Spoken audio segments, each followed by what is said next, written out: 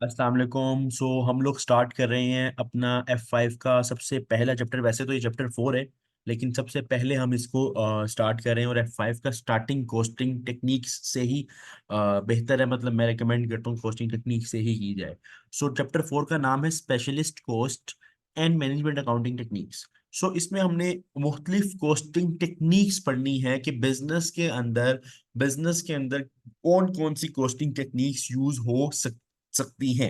अब कौन कौन सी टेक्निक्स, ये चैप्टर के बारे में पहले मैं आपको बता दूं। इस चैप्टर को अगर आप कैप्लन में ओपन करो, इस चैप्टर को अगर कहीं ओपन करोगे तो it is very lengthy chapter, because इसमें मुख्तलिफ कॉस्टिंग टेक्निक्स हैं। और हर कॉस्टिंग टेक्निक एक बड़ा बड़ा क्या कहते हैं पोर्शन जो है ना वो कवर कर रही है।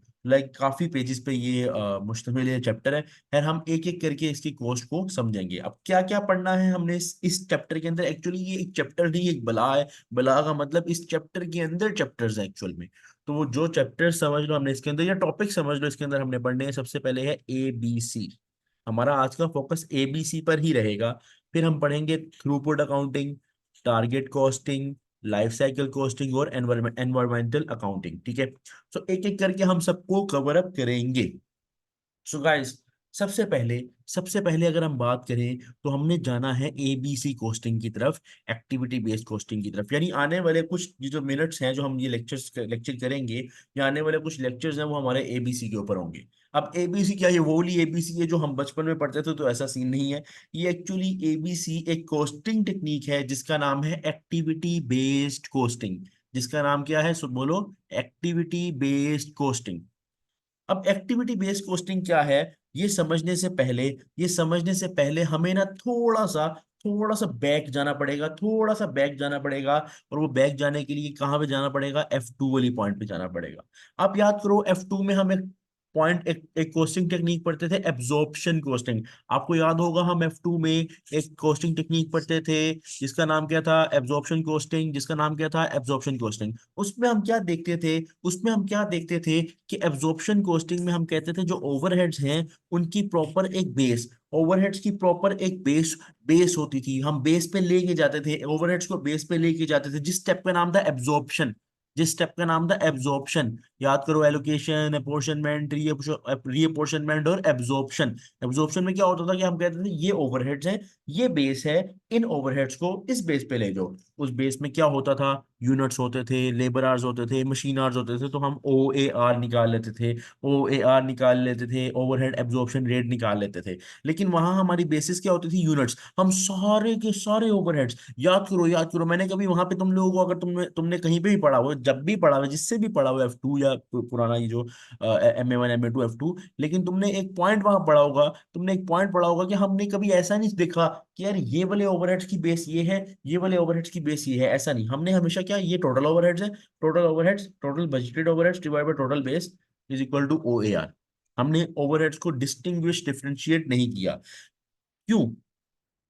एब्जॉर्प्शन कॉस्टिंग में क्यों नहीं किया? क्योंकि पहले जो दौर था उसमें, जरा सोचो, पहले दौर था उसमें बिजनेसेस में ओवरहेड की कॉस्ट ना बहुत कम होती थी।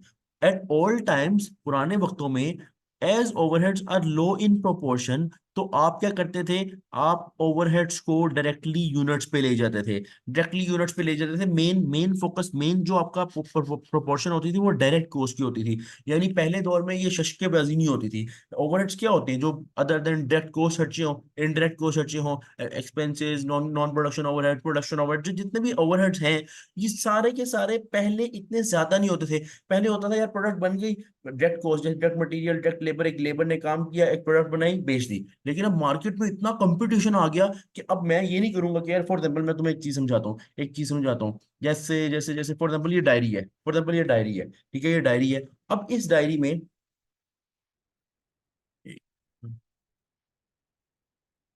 Wait wait wait wait wait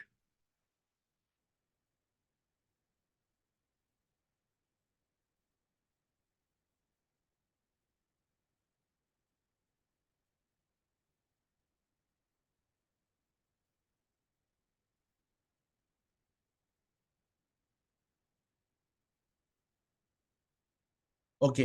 सो हम देख रहे थे कि ये डायरी है, फॉर एग्जाम्पल ये डायरी है। अब इस डायरी में जरा फोकस करना, पॉइंट पे फोकस करना। इस डायरी में पहले किसी दौर में क्या होता होगा, पहले किसी दौर में क्या होता था, यार ये कागज है, यार ये कागज है, ये बनाओ, ठीक है, इसका इसका बंडल बनाओ, बेच दो।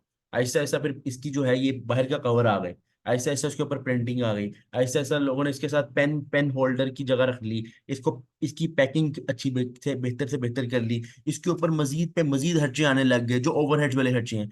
क्यों? क्योंकि कंपटीशन है, मार्केट में सबसे अच्छी चीज तुमको प्रोवाइड करनी है, मार्केट में सबसे अच्छी चीज तुमको प्रोवाइड करनी है। जैसे फॉर एग्जांपल कोई कोई प्रोडक्ट है, उसके साथ तुम और भी चीजें दे रहे हो, अच्छी पैकिंग दे रहे हो, उसके साथ और कोई फैसिलिटी प्रोवाइड कर रहे हो, क्यों कर रहे हो? और अपनी तरफ से ओवरहेड, तुम जब फैसिलिटी प्रोवाइड करोगे तुम्हारे तो खर्चे लगेंगे और वो ओवरहेड्स हैं। तो ये जो साथ वाले जितने भी ओवरहेड्स हैं ना, ये पहले किसी दौर में ना इतने ज्यादा नहीं होते थे। अब ये जो overheads, other cost, indirect cost ज्यादा आ चुकी हुई हैं। तो पहले दौर में ये टेंशन नहीं होती थी कि यार ओवरहेड्स को एब्जॉर्ब, यानी ओवरहेड्स को कैसे लेके जाएंगे यूनिट्स पे।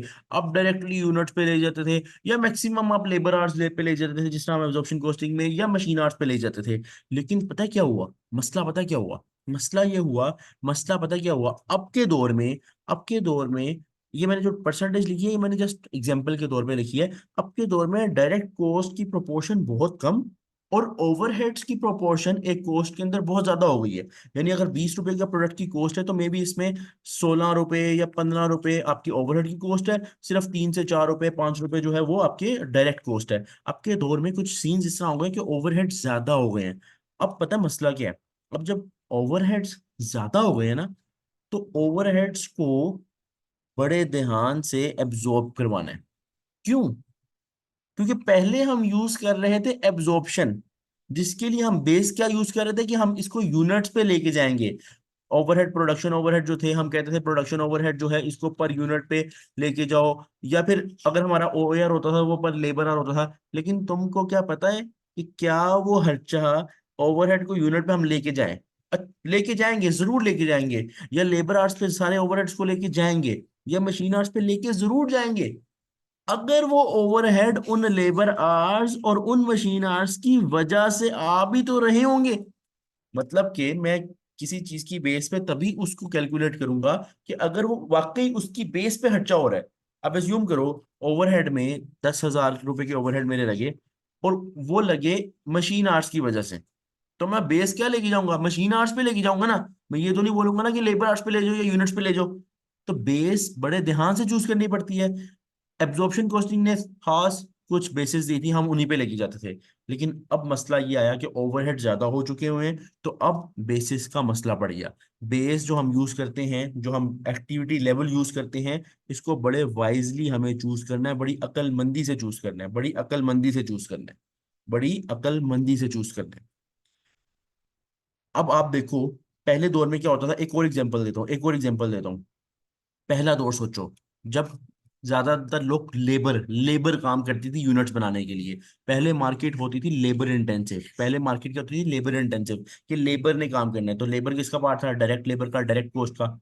अब के दौर में लेबर कम से कम, और ऑटोमेशन, ऑटोमेशन का मतलब कि मशीनरी, मशीनरी से काम निकलवाया जा रहा है, मशीनरी से काम निकलवाया जा रहा है। जब मशीनरी से काम निकलवाया जाएगा तो मशीनरी कॉस्ट सारी तो ओवरहेड है, सारी मशीनरी कॉस्ट तो ओवरहेड है।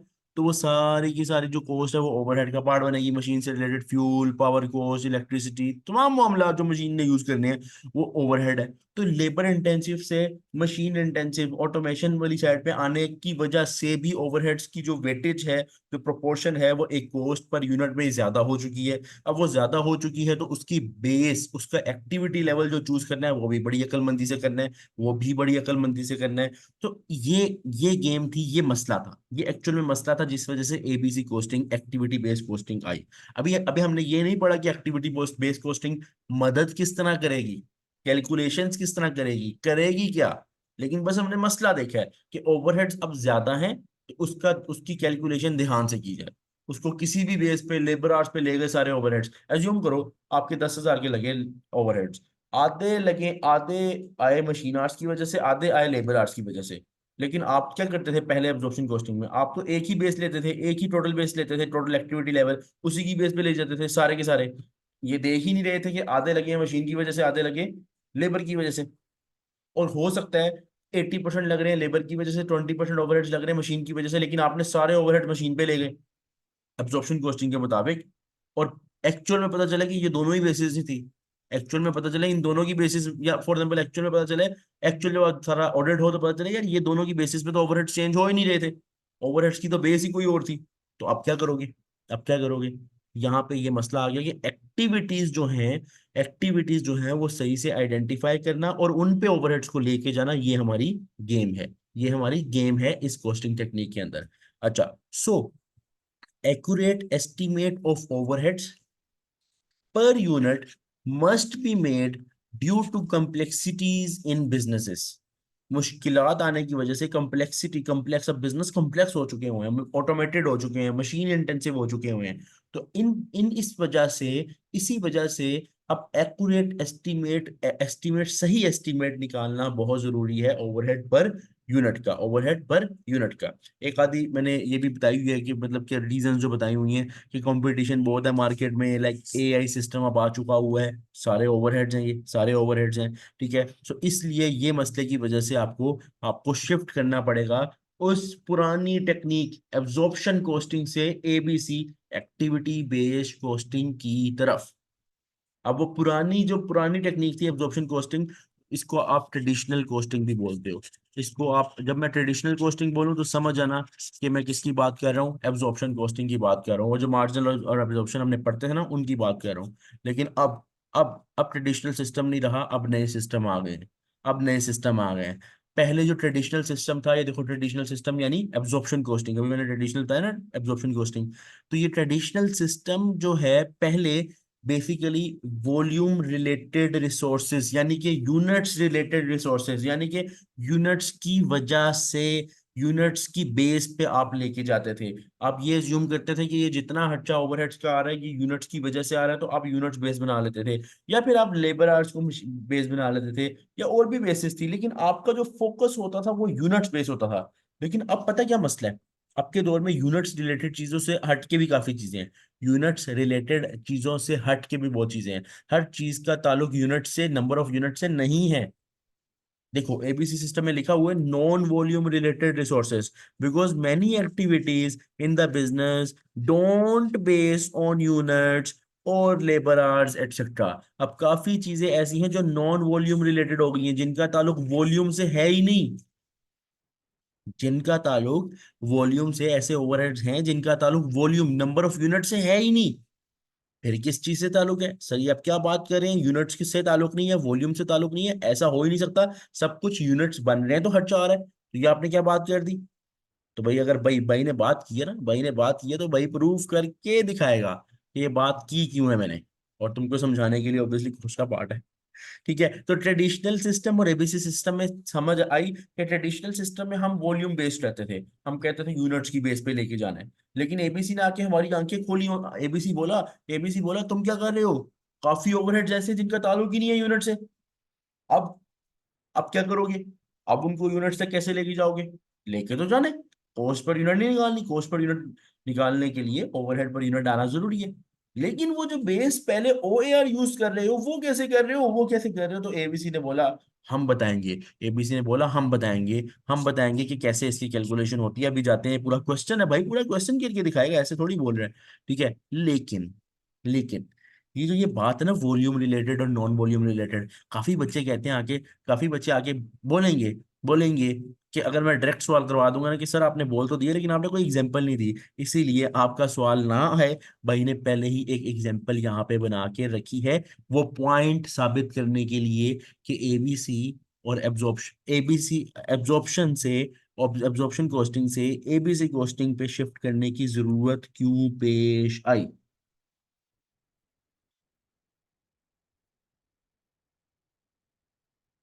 सो वेट अ मिनट।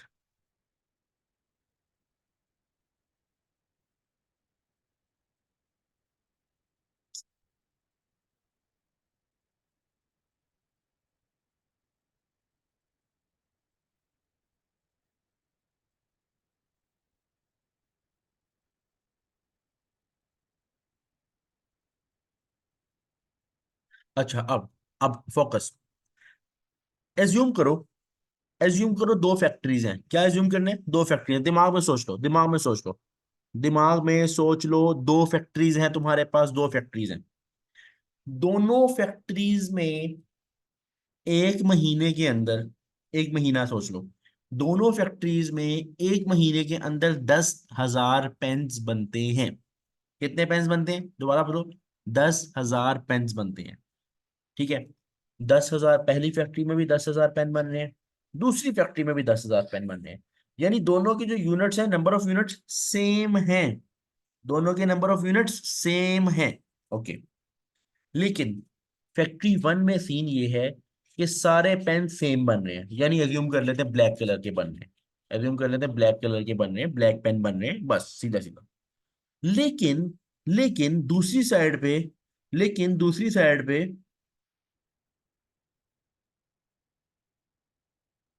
दूसरी साइड पे 10,000 पेन बन रहे हैं, बट उसका सीन ये है कि 2,000 ब्लू, 2,000 रेड, 5,000 ब्लैक और 1,000 ग्रीन, इस तरह बन रहे हैं, अलग अलग कलर्स में बन रहे हैं। अब मेरा तुमसे ना कुछ सवाल है, तुमने दिमाग में सोचती है बातें, दिमाग में सोचती है।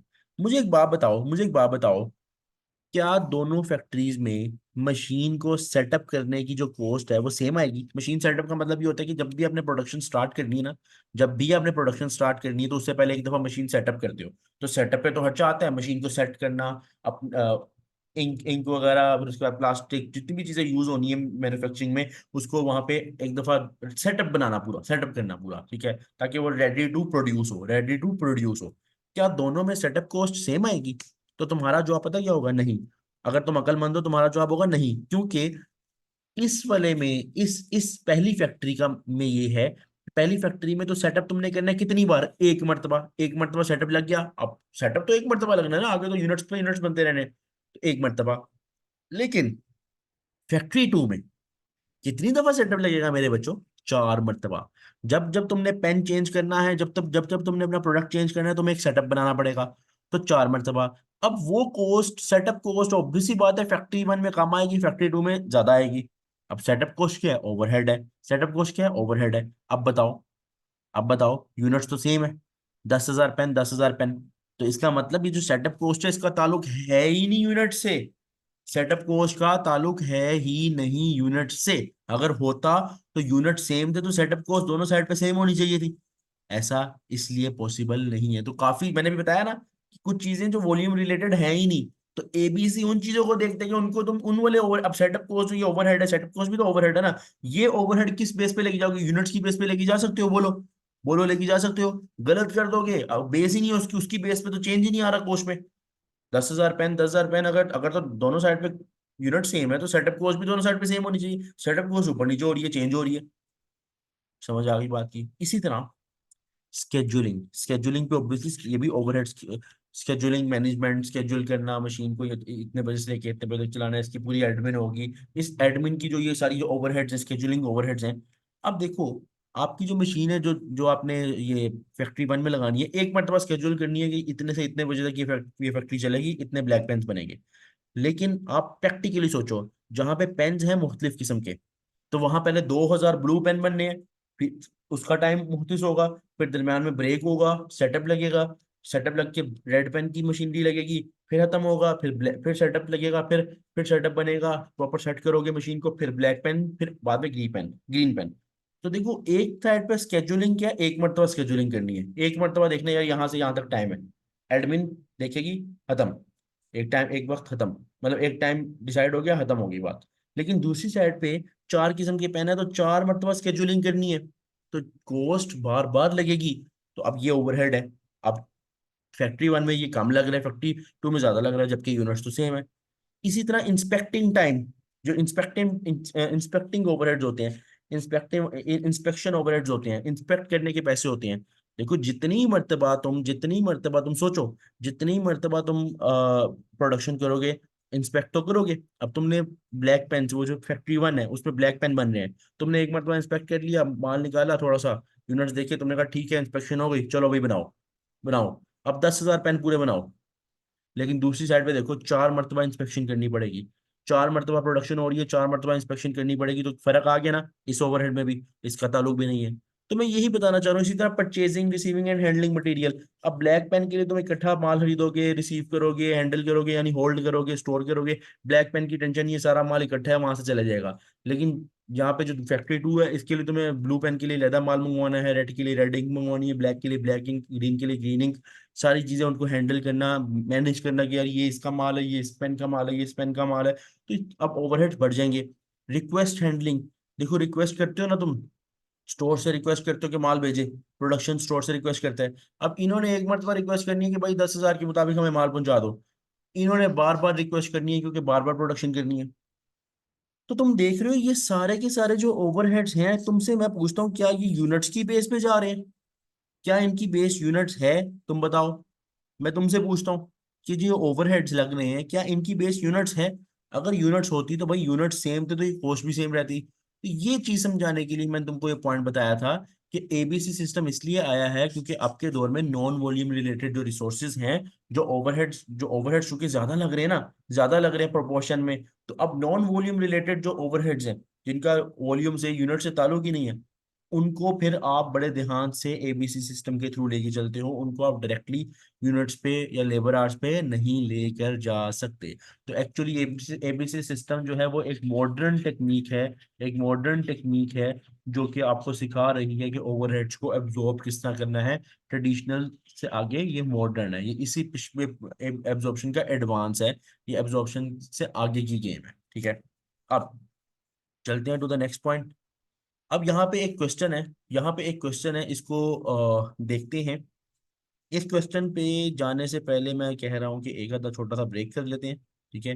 नेक्स्ट पार्ट के अंदर इस क्वेश्चन को करेंगे, और इस क्वेश्चन को करने के बाद प्रॉपर, ये क्वेश्चन लॉन्ग क्वेश्चन है, पूरा टाइम लेगा, इसको समझेंगे। और उसके बाद भाई आपको एक क्वेश्चन करने के लिए देगा, आप लोगों को करवाऊंगा मैं, लेकिन आप लोगों ने भी इसको करना है। अभी के लिए मैं ये क्वेश्चन खुद से करवाऊंगा, और इसमें हम देखेंगे कि एबीसी और एब्जॉर्प्शन के क्या फर्क है, और साथ क्वेश्चन के ये जो डाटा है इसको भी समझेंगे कि किस तरह क्वेश्चंस पढ़ने हैं, ठीक है। बाकी यार इंशाल्लाह नेक्स्ट लेक्चर में मिलते हैं। भाई को दो इजाजत, अपना ख्याल रखो, अल्लाह हाफिज।